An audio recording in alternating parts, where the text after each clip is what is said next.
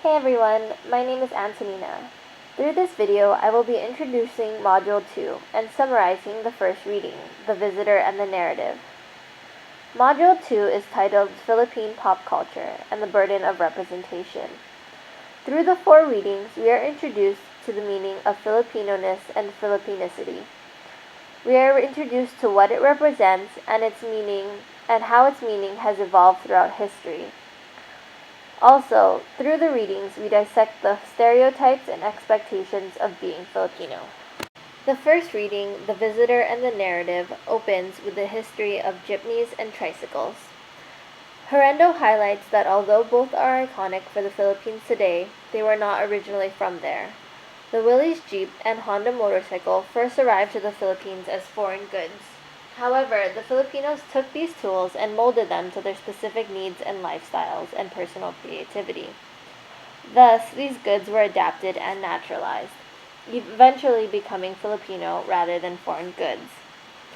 Horrendo uses the story to relay the meaning of Filipinism, that Filipinism is the process of exercising the alienness of the borrowed technology by bringing into it the familiar and social marks and features of Filipinacity, thus giving the new creation a familiarity, a habitation, and a name.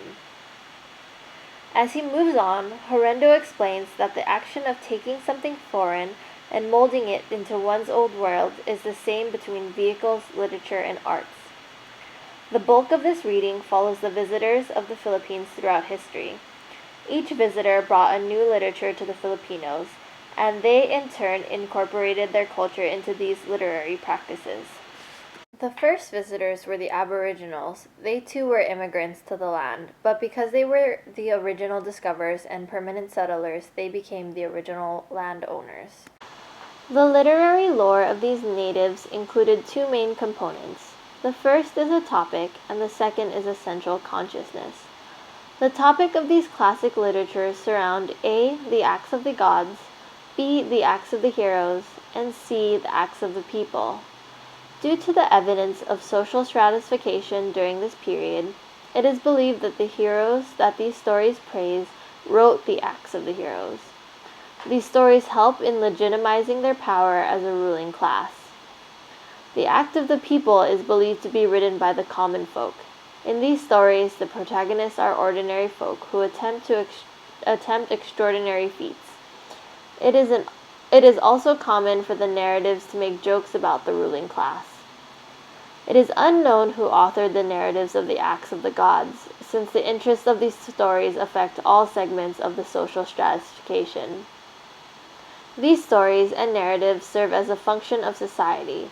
It informed people of their following generations of the mannerisms, social norms, and expectations. During this period, there was a strong animalistic and polytheistic outlook. The next visitors of the Philippines were Islamic traditions. These visitors arrived around the 10th century, bringing with them monotheism, the Quran, and orally transmitted lore. Horrendo again highlights that although this new tradition arrived in the Philippines, it did not squash the old one, but rather, this new Islamic tradition becomes a layer of culture that melds with the old one. It becomes folk Islam.